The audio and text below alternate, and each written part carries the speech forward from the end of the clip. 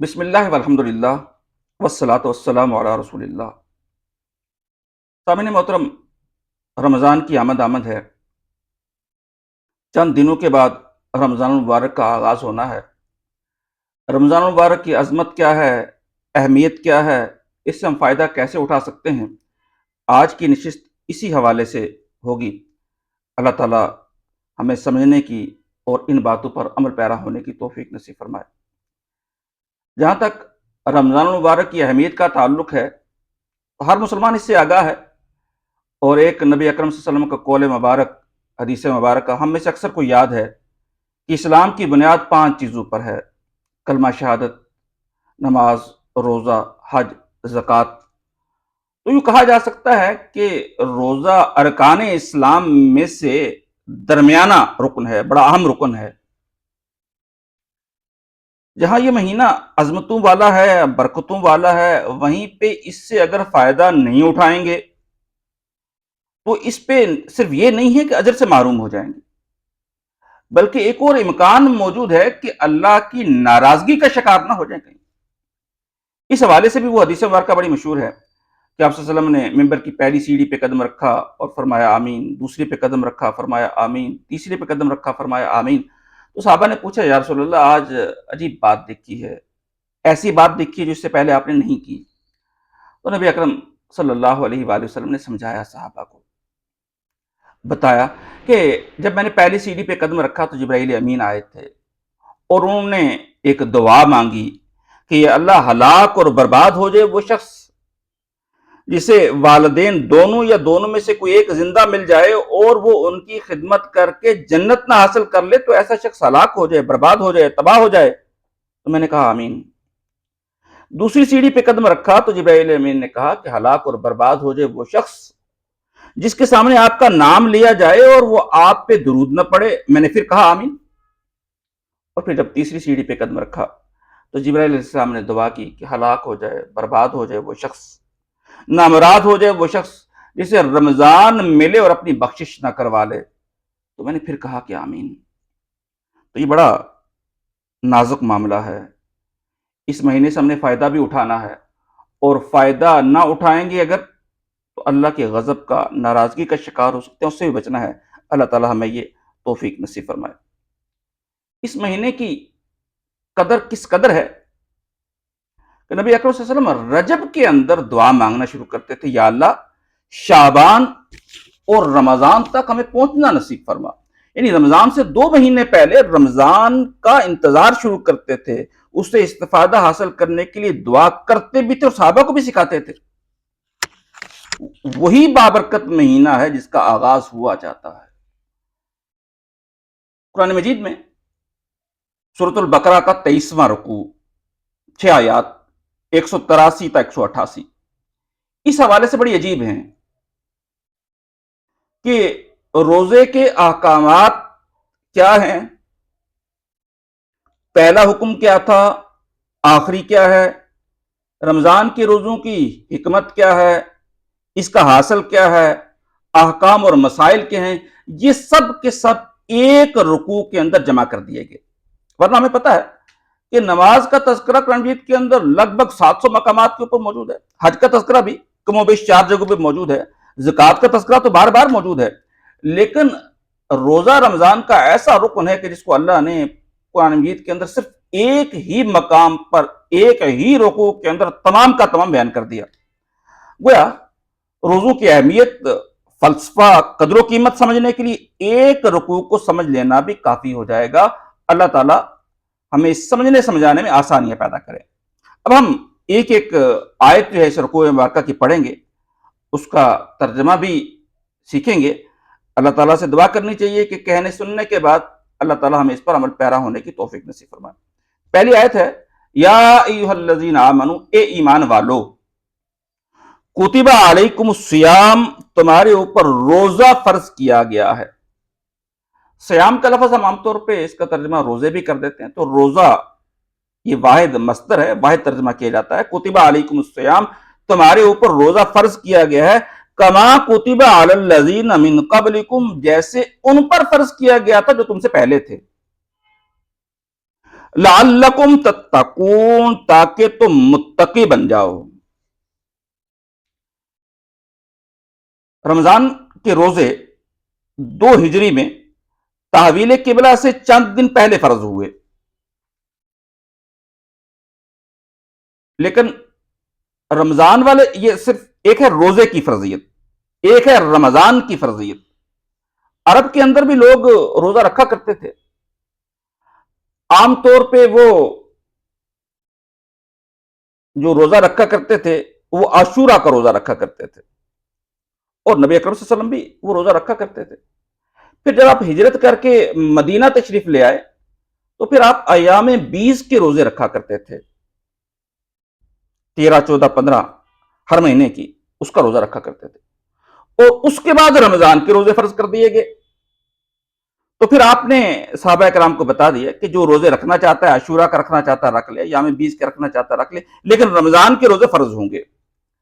تو اس آیت مبارکہ کے اندر جن روزوں کا تذکرہ ہے وہ رمضان والے روزے نہیں ہیں، بلکہ جو رمضان سے پہلے روزے تھے، یہ عاشورہ والا تھا یا ایام 20 والے روزے تھے، ان کا تذکرہ ہو رہا ہے۔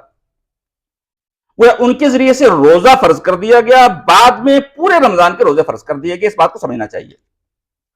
تو اللہ تعالیٰ یہاں پہ یہ بیان فرما رہے ہیں کہ مسلمانوں، تمہارے اوپر روزہ فرض کیا جا رہا ہے، لیکن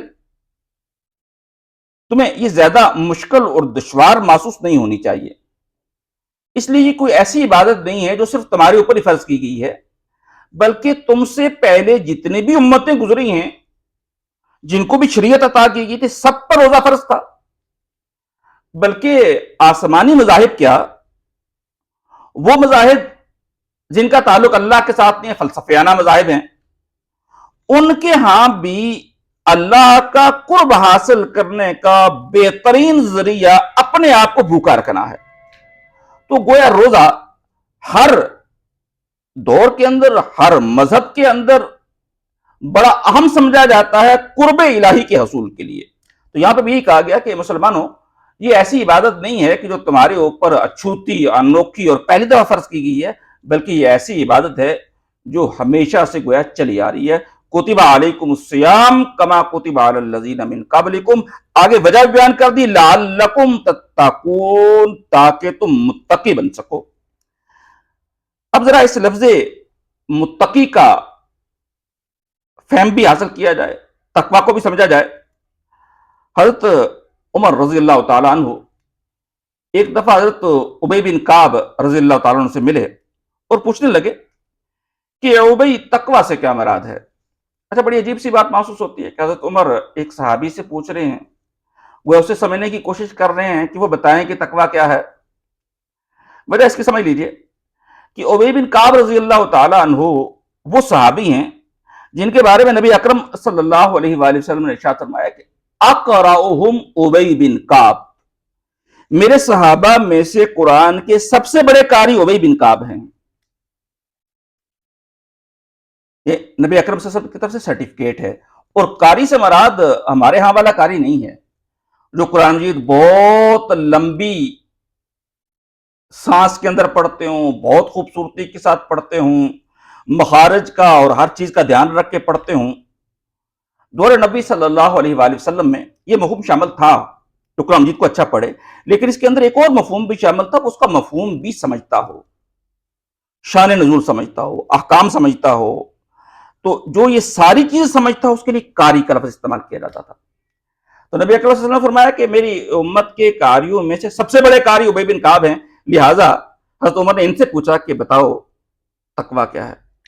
تو ابی بن کعب نے ایک جوابی سوال کیا حضرت عمر سے کہ امیر المومنین، کبھی آپ کانٹے والے علاقوں سے گزرے ہیں؟ آپ نے فرمایا ہاں گزرا ہوں۔ امیر المومنین، کیسے گزرتے ہیں آپ ایسے علاقے سے جہاں کانٹے ہوں، جھاڑیاں ہوں؟ حضرت عمر کہنے لگے کہ دامن سمیٹ کے، کپڑے بچا کے، تاکہ کپڑے کانٹوں کے ساتھ الجھ نہ جائیں، تاکہ کپڑے خراب نہ ہوں، اور دامن بچا کے ہم اپنی منزل پہ جا سکیں۔ تو ابی بن کعب نے کہا کہ اسی طرز عمل کا نام تقوی ہے۔ زندگی کا سفر طے کرتے ہوئے بہت سی مشکلات آئیں گی، کانٹے آئیں گے، آلائشیں آئیں گی، گناہ آئیں گے، شیاطین آئیں گے، نفس کی شرارتیں آئیں گی، ان سب سے بچ کے نکلنا اور اللہ کی مقرر کردہ راہ پہ چلتے ہوئے اپنی منزل تک پہنچ جانا، یہ طرز عمل تقویٰ ہے۔ اور اسی بات کو حضرت عبداللہ ابن عمر رضی اللہ تعالیٰ عنہما نے ایک مثال کے ذریعے سمجھایا۔ ایک دفعہ ہم ایک ویران علاقے میں چلے گئے، وہاں پہ ایک چرواہا بکریاں چرا رہا تھا، ہمیں پیاس بھی لگی تھی، بھوک بھی لگی تھی۔ ہم نے اس سے تقاضا کیا کہ تم ہمیں کوئی ایک بکری دے دو، ہم اس کو ذبح کر لیتے ہیں، کچھ کھا پکا لیتے ہیں۔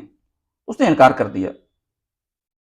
انہوں نے وجہ پوچھی کہ کیوں یہ بکری نہیں دے رہے ہو؟ اس نے کہا میرا مالک نے مجھے اجازت دی تھی۔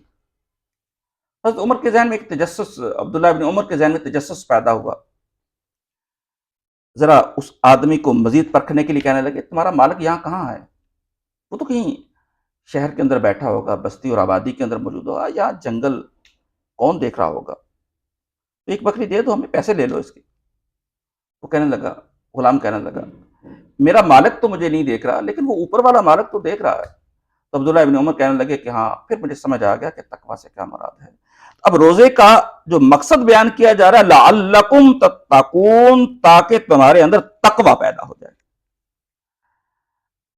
اب ذرا ہم جائزہ لیں کہ رمضان المبارک کے علاوہ آپ کتنا سوچتے ہیں کہ نامحرم کی طرف نگاہ نہیں اٹھنی چاہیے، ہمیں غلط طرز عمل اختیار نہیں کرنا چاہیے، ہمیں نماز نہیں چھوڑنی چاہیے، لیکن ہم یہ کام کر نہیں پاتے۔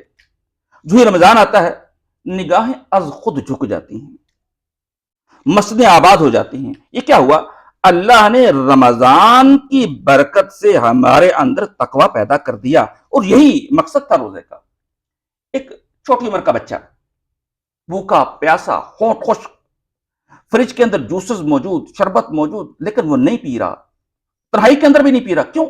اس کے اندر ایک تقوی کا مادہ پیدا ہو چکا ہے۔ تو قرآن اور اللہ اس روزے کے ذریعے سے ہمارے اندر تقوی پیدا کرنا چاہتے ہیں، وہ ہو جاتا ہے۔ صرف قرآن چاہتا یہ ہے کہ یہ تقوی جو تمہارے اندر پیدا ہوا ہے یہ تھوڑا اور پروان چڑھے، جتنا آگے اس سے اور زیادہ ہے، اور صرف روزوں کے اندر نہ رہے، ساری زندگی انسان کی تقوی کے مطابق ہو جائے۔ یہ روزے کے مقاصد میں سے ہے۔ اگلی آیت آتی ایام معدودات، یہ گنتی کے چند دن تو ہیں۔ اب یہاں وہ بات قابل غور ہے، معدودات گنے چنے چند دن۔ عربی میں معدودات کی طرح کا جو لفظ ہے وہ 9 یا 9 سے کم والی تعداد کے لیے آتا ہے، اور رمضان کے روزے تو 29 یا 30 ہوں گے۔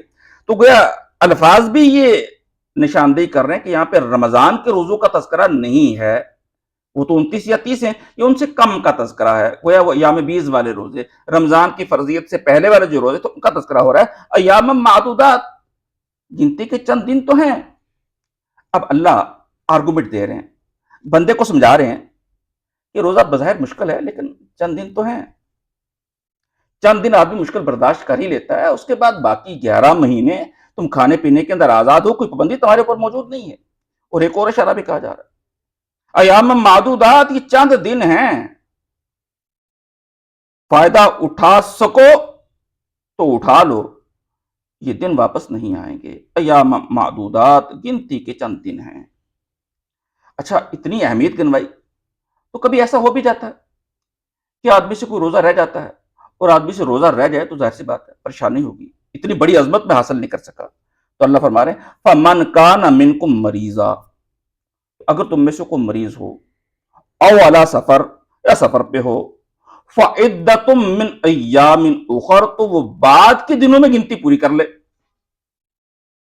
یعنی تم سے غلطی ہوگی، تم مجبور ہوگے، روزوں سے فائدہ نہیں اٹھا سکے، کوئی بات نہیں، یہ روزے نہیں رکھ سکے تو بعد میں یہ گنتی پوری کر لو۔ گویا یہ رمضان جو ہے یہ اینول ریفریشر کورس ہے، ہر آرگنائزیشن کورس کرواتی ہے، ٹریننگز دیتی ہے اپنے ارکان کو، ماننے والوں کو، چاہنے والوں کے، تاکہ وہ ڈیولپ ہوں۔ بندہ مومن کے لیے سالانہ تربیتی پروگرام رمضان ہے۔ اللہ فرما رہے اس سے فائدہ اٹھاؤ، اگر کبھی غلطی سے، مجبوری سے نہ ہو سکے تو بعد میں وہ روزہ پورا کر لو۔ ویسے حدیث مبارکہ ہے جو شخص جان بوجھ کر روزہ چھوڑ دے، ساری عمر روزہ رکھتا رہے تو اس ایک روزے کا ثواب نہیں پا سکتا۔ اگلی بات کی جائے وَعَلَى الَّذِينَ يُطِيقُونَهُ، اور وہ لوگ جو روزہ رکھنے کی طاقت تو رکھتے ہیں لیکن اس کے باوجود روزہ نہیں رکھ رہے. فدیۃ طعام مسکین، تو ایک مسکین کو کھانا کھلا دینا ہے. فمن تطوع، جو زائد کر دے خیرا تو اس کے لیے بہتر ہے. فہو خیر لہ، تو اس کے لیے بہتر ہے. وان تصوموا، اور اگر تم روزہ رکھ ہی لو، یعنی مریض ہونے کے باوجود روزہ رکھ لو، مسافر ہونے کے باوجود روزہ رکھ لو، مشکل کو برداشت کرتے ہوئے روزہ رکھ لو. وان تصوموا خیر لکم، تو اگر تم روزہ رکھ لو گے تمہارے لیے بہتر ہوگا. ان کنتم تعلمون، اگر تم جانو تو. اللہ احساس دلا رہے ہیں کہ ٹھیک ہے مشکل ہے، روزہ چھوڑ سکتے ہو، رخصت موجود ہے، لیکن روزہ رکھ لو گے تو وہی تمہارے لیے بہتر ہے، اسی کے اندر زیادہ برکات ہیں وہ موجود ہیں. یہاں تک تو میں نے عرض کیا کہ صرف روزے کا تذکرہ تھا، اور رمضان سے پہلے کا. اب رمضان کے روزوں کا تذکرہ ہو رہا ہے. آیت نمبر 185، شہر الرمضان الذی انزل فیہ القرآن، رمضان کا مہینہ وہ ہے جس کے اندر قرآن نازل کیا گیا. پہلے تذکرہ ہوا صرف روزوں کا، اب روزوں کو اور رمضان کو اور قرآن کو آپس میں جوڑا جا رہا ہے کہ رمضان کی برکت کا ایک سبب یہ بھی ہے، اس کی اہمیت کا ایک سبب یہ بھی ہے کہ اس کے اندر قرآن نازل کیا گیا. اور صرف قرآن ہی نہیں، جتنی آسمانی کتابیں ہیں سب کی سب رمضان کے اندر نازل ہوئی ہیں. گویا رمضان کا، وحی کا، کلام اللہ کا، کتاب اللہ کا بڑا گہرا تعلق ہے. اس سے استفادے کا بہترین موقع رمضان ہے، اور وہی آ رہا ہے. اللہ تعالیٰ ہمیں اس سے مستفید ہونے کی توفیق نصیب فرمائے. ہدی للناس، اللہ نے قرآن کو رمضان کے اندر نازل کیا، اور کیا چیز نازل کی؟ ہدی للناس، یہ تمام لوگوں کے لیے ہدایت ہے. خدا مجموعہ ہدایات کہہ لیجئے. کوئی مشین بنتی ہے تو اس کا ایک انسٹرکشن مینول اس کے ساتھ ہوتا ہے. ڈاکٹر مریض کو کچھ ہدایات دیتا ہے کہ میری دوائی کے ساتھ یہ چیزیں کرو گے تو استفادہ کر سکو گے. ساری دنیا کے انسانوں کو ہدایت چاہیے، سیدھا راستہ چاہیے، کامیابی چاہیے، منزل تک پہنچنا چاہتے ہیں. کیسے پہنچے؟ ہدی للناس، لوگوں کے لیے ہدایت یہ ہے، رہنمائی یہ ہے. ایک بات، وَبَيِّنَاتٍ مِّنَ الْهُدَىٰ، یہ ہدایت کی واضح نشانیاں ہیں. اس کتاب کے اندر کوئی ہدایت پوشیدہ نہیں ہے، ظاہراً موجود ہے. کوئی بہت جستجو کرنے کی ضرورت نہیں ہے. قرآن کو پڑھتے چلے جائیں، صرف ترجمہ بھی اگر آپ جانتے ہیں، قرآن ہدایت کھولتا چلا جائے گا. اس کے اندر ہدایت کی واضح نشانیاں موجود ہیں. والفرقان، اور یہ فرقان ہے، حق اور باطل کا فرق کرنے والا ہے. یہ باتیں ذرا سمجھنے والی ہیں. اس کے اندر ہدایت موجود ہے، ایک بات. ہدایت کے بڑے بڑے نشانات موجود ہیں، دو باتیں. اور ایک اور بات تو بڑی عام ہے کہ یہ فرقان بھی ہے، صرف راستہ ہی نہیں بتاتا، آپ کو ٹھیک اور غلط کی تمیز بھی سکھاتا ہے. اور اگر کسی کو ٹھیک کی اور غلط کی پہچان نہیں ہے، حق اور باطل کی پہچان نہیں ہے، وہ دائیں بائیں پھیلے ہوئے حق اور باطل کی پہچان نہ کر سکے، تو اس کا مطلب یہ ہوا وہ قرآن سے ہدایت اخذ نہیں کر سکا. قرآن سے ہدایت یافتہ ہونے کا لازمی نتیجہ یہ ہوگا وہ حق اور باطل کے اندر فرق کرنے والا ہو جائے گا. آگے، فمن شاہد منکم الشہر، تم میں سے جو کوئی یہ مہینہ پائے، فلیصم، اسے چاہیے کہ اس مہینے کے روزے رکھے. یہ آگے روزوں کی فرضیت. ومن کان مریضا، اور جو کوئی مریض ہو، او علی سفر، یا سفر میں ہو، فعدۃ من ایام اخر، تو وہ بعد کے دنوں میں گنتی پوری کر لے. یہ وہی جملہ ہے جو پہلے بھی آ رہا تھا کہ کوئی مریض ہو یا مسافر ہو تو بعد کے دنوں میں گنتی پوری کر لے. ایک جملہ یہاں پہ نہیں ہے جو پہلے آیا تھا، اور وہ یہ تھا کہ جو طاقت رکھنے کے باوجود روزہ نہ رکھے وہ فدیہ دے دے. یہ فدیے کی اجازت اس وقت تک موجود تھی جب رمضان کے روزے فرض نہیں ہوئے. رمضان کے روزے جب فرض ہوئے تو یہ فدیے کا آپشن ختم ہو گیا. ابھی فدیہ ہے، لیکن وہ اس صورت میں ہے کہ جب آدمی کسی صورت میں روزہ رکھ ہی نہ سکتا ہو. یعنی یہ نہیں ہو سکتا کہ آدمی روزہ رکھ سکتا ہو، نہ رکھے اور فدیہ دینے سے اس کا گناہ ٹل جائے. یہ اب رمضان کے روزوں کے اندر یہ رعایت نہیں رہی. ومن کان مریضا او علی سفر فعدۃ من ایام اخر، یہ کیوں یہ آسانی دی گئی کہ بعد میں روزے رکھ لو؟ یرید اللہ بکم اليسر، اللہ تمہارے لیے آسانی چاہتا ہے۔ دیکھیں وہ ہائی فائی لیول کا کورس ہو اور زندگی میں کبھی کبھی وہ موقع ملتا ہو، کبھی کبھی وہ کورس آتا ہو، آدمی سے وہ کورس مس ہو جائے کسی وجہ سے، تو انسان کو بڑی کوفت ہوتی ہے، پریشانی ہوتی ہے۔ تو یہاں پہ بھی یہ کہا جا رہا ہے اگر تمہیں احساس ہو تو رمضان کا مہینہ، اس کے روزے بڑے قیمتی ہیں، اگر تم سے رہ گئے ہیں کسی وجہ سے تو کوئی بات نہیں، بعد میں دن پورے کر لو، اس لیے کہ یرید اللہ بکم اليسر، اللہ تمہارے لیے آسانی چاہتا ہے، ولا یرید بکم العسر، وہ تمہارے لیے تنگی نہیں چاہتا، اللہ تمہیں مشقت کے اندر نہیں ڈالنا چاہتا، اللہ تمہارے لیے آسانیاں مقرر کرتا ہے تاکہ تم ان سے فائدہ اٹھاؤ۔ وَلِتُكْمِلُوا الْعِدَّةَ، اور اس لیے بھی تاکہ تم گنتی پوری کر لو۔ اصل فوائد تو حاصل ہوں گے جب 29 یا 30 دن روزے رکھو گے، اگر بیچ میں سے کچھ شارٹ ہو گئے تو پھر روزے کے کما حق فوائد حاصل نہیں کر سکو گے۔ اللہ نے تمہارے سے جو کمی ہوگی، جو غلطی ہوگی، کوتاہی ہوگی، مجبوری میں نہیں رکھ سکے، بعد میں پوری کر لو۔ وَلِتُكَبِّرُوا اللَّهَ، یہ جو تم سے موقع مس ہوا تھا، جب اللہ نے تمہیں دوبارہ عنایت فرما دیا، اس لیے وَلَا تُكَبِّرُوا اللَّهَ، تاکہ تم اللہ کی تکبیر بیان کرو، بڑائی بیان کرو، عَلَىٰ مَا هَدَاكُمْ، اس بات پر کہ اللہ نے تمہیں ہدایت دی ہے، لَعَلَّكُمْ تَشْكُرُونَ، تاکہ تم شکر گزار بنو۔ ایک دوسری بات آگئی، وہ رمضان کے نتیجے میں تقوی بھی پیدا ہونا چاہیے، انسان کے اندر شکر گزاری کا جذبہ بھی پیدا ہونا چاہیے۔ اور آگے اب مزید حاصل کی بات آ رہی ہے، جب آدمی روزے رکھتا ہے اس کی روح کے اندر طاقت پیدا ہوتی ہے، اس کی قوت ایمانی بڑھتی ہے، رب سے تعلق بڑھتا ہے، تو کیا ہوتا ہے؟ وَإِذَا سَأَلَكَ عِبَادِي، نبی صلی اللہ علیہ وسلم، جب میرے بندے آپ سے میرے بارے میں سوال کریں، فَإِنِّي قَرِيب، تو بتا دیجئے کہ میں یقیناً قریب ہوں۔ اللہ ہر وقت قریب ہے، احساس نہیں ہو پاتا، لیکن جب اللہ کی فرض کردہ روزے رکھے جاتے ہیں اور انہی احساسات اور جذبات کے تحت رکھے جاتے ہیں جو اللہ فرما رہے ہیں، تو اس کے نتیجے میں اللہ کے قرب کا احساس ہوتا ہے۔